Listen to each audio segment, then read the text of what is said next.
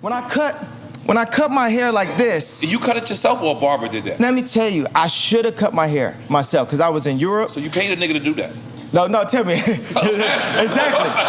Yeah. I'm asking. It's funny that you say that because I asked, he kept on like cutting it, because this guy's a barber. If you ever cut a plug in somebody's hair, your barbershop might shut down. I cut hair for a living back, 14, 15. I used to do that to buy clothes and also to buy music equipment. Okay. I got a story. We're going to get into some real rap shit. We had go. to like, we into this. We into this. I had to just give you some, all the TMZ existence, yay thing at the beginning. So,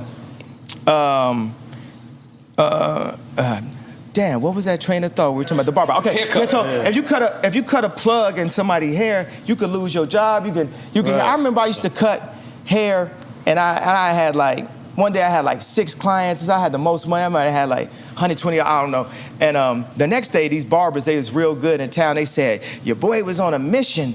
Yesterday I was feeling all proud. I was like, yeah, well, I was getting it in. And then he said, people was walking in like this and walking out like this. Because you was just hurrying up? No, because I was bad.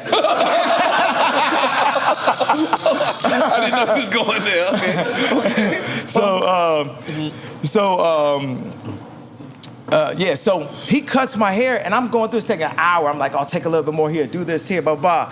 And after this, it took all the life out of this man as a black barber, as a African-American, as a blood of Christ, as a Hebrew, see, I'm telling y'all what it is, right? So, and he was so disappointed that he didn't even charge me. He just walked away like, man, I did this to Kanye West. For something that you asked for, too. Yeah. And then, a few days later, I cut my hair. Now, mind you, I thought it was lit, and only God, the universe, the video game, that my haircut... You posted it on the gram? Was that you who posted it? But the fact that my haircut and my name came at the same time was... No more slave name. Yeah, it had to be something, because to do that, this was harder than wearing a Trump hat. Because every time, it's my image, I'm fly, so it's just, everything is like, you get your hair cut, it's Friday night, I'm finna go to the club, or I gotta go to a wedding, or I gotta go to a graduation, or I'm going to my job. Yo, as a man, as a black man, your lining, your haircut means so much. So then, I'm sitting in the mirror at the hotel, and I remember, oh snap, I have a barber skill set and an art skill set. And I start cutting, because one of my homegirls like, I think it need a lining, because it just looked really... It's still lined up. It's still lined up. And I was like, I ain't finna get no lining. I got $9 billion, tell me I need a lining? I don't need no lining. so then I cut it a different way, and the name of our basketball team is the Doves, the Donda Doves. So I started to cut it like a dove. So this is actually 3 doves cut in my hair. Right. And what I like is one patch will grow back and it starts to make these layers. And I said, I'm an artist, like a process artist. And I like to let people in on the process, like what we did with the rollout. So when you see the hair, it's like you see the process of the haircut. You also see the process, it's like a representation of my thoughts developing because of how close it is to my, to my head. Brain, right? And then the whole thing is it gotta look hot, at the end of the day. Like, it's girls that hit me like, yo, I like that mask. Because when I wore the mask, Hov texted us and told us, make sure he don't walk in with that white mask. I got the mask on me, actually. Where's it at? I was actually about to start giving out haircuts, because apparently this is about to be a thing. Yeah, a lot of people gonna bite your shit. Yeah, and my barber name is Edward Nigga Hands. I like him already. And I like the fact you holding a Smoke Champs joint. I like that. If you want to light up, you can light up. If you want to light up, you can light up. It's okay. Yeah. No. You thinking about it. All right, come on. You my Joe Rogan. Let's go.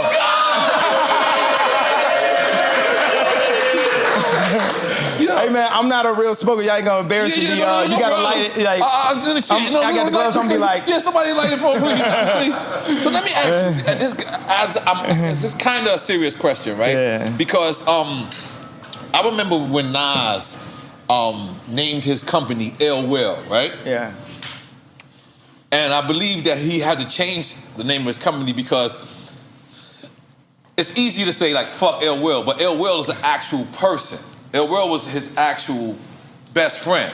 Yeah. So was it ever a time where you said that about naming your album that? Because let's suppose somebody don't like this album, and somebody could say fuck Donna. They're not saying fuck your mother, but they're saying fuck the actual material. Did you ever feel any concern about that, naming it after her? Not at all, but I have seen them do these things. When everybody said they like Donda way better than CLB, they had this thing where they had these football players coming up saying, what you like better, CLB or Donda? And then they was like, CLB. And then one of them was like, yeah, fuck Donda. I was like, bro, that's my mama. Yeah. Yeah. So,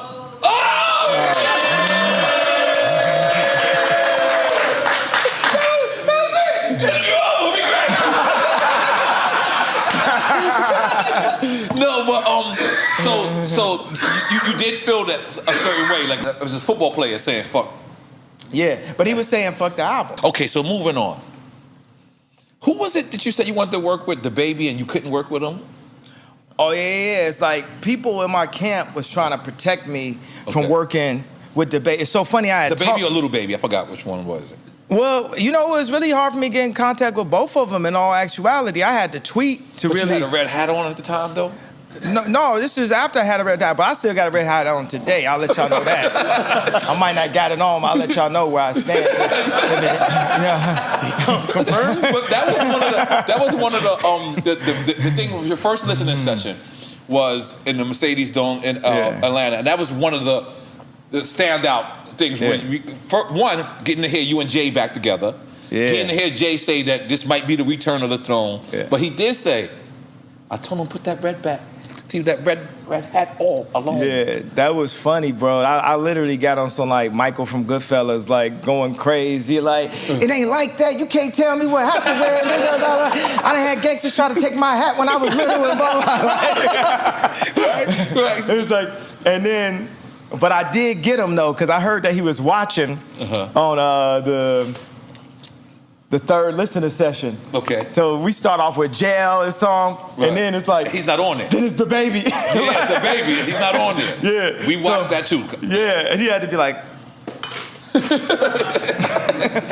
But the baby verse is hard. You know what's another thing? It's so funny. Okay. I was sitting in the studio with... I was sitting backstage at Soldier Field with Roddy Ricch and the baby, and I was like, yo, God really got a new level of shooters around right now. They in another algorithm. It's a whole thing, the way the baby be rap. He go into that beat and out of that beat, around that beat, he'll give you the melody. That man was the number one streaming artist for a reason. This is like Terminator 3. Right. You know what I'm saying? I understand people like a slow flow here and there, blah, blah, but that's the thing, that's the moment when, obviously, like Nas made Ether, and that's gonna be forever. You know, I made Takeover.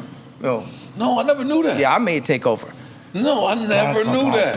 And my girlfriend, Sumiki Rainey from Chicago, is the one that gave me the sample. She gave me the sample for The Truth, and she gave me the sample for Takeover. Wow. She's like, Oz is one that kind of sounds like The Truth. You might like it. Gonna win, taking over. Come on. Let's take us. Oh, you know, listen, Kanye. Yeah. We have a game on our show. Yeah. Oh, was you finished? Or you? Oh yeah, I wanted to say about it was something about related to Takeover. Oh, okay. The algorithm. Okay. Is that your bitch? That was the moment when Jay-Z went like this and Nas was like this. Because Nas couldn't. In Chicago, we call it sniping. Nas is my favorite rapper. I said that many. Produce a whole album. Yeah, many a times I said this is my favorite rapper. But the moment when it shifted was the when Nas couldn't rap that style and Jay-Z could. And I think the moment I need you to clarify what you mean. I'm sorry. then is that your bitch? And y'all on this ride, when y'all on this six, and like how we rap from Chicago. Okay. Like how we called it sniping, how Bone Thugs. Like double time? Would you say double time? Right. Twisting. Right. Yeah, we call it sniping. Right? Okay. So, but Nas, he don't snipe. He don't snipe like that. And then the thing that I feel affected Jay was actually death of auto-tune. Because auto-tune didn't die. Right. Actually, it's like the most, I think the most influential artist actually of the past 10 years is Future. Oh. Most important, most influential to our sound today. And then you throw in, Chief Keef. You ever took an ecstasy with Future? No. And then also, one thing is like, with Soulja Boy is top 5 most influential, and I'm not gonna argue with you niggas about this at all. But this nigga, Soulja Boy, top 5 as far as to what we are today. Yeah, absolutely. That's it's like, why you take him off your album? You ain't hear that verse? No. He was apparently. Oh, I get what you're saying. Okay. He was apparently mad at you. The verse wasn't good.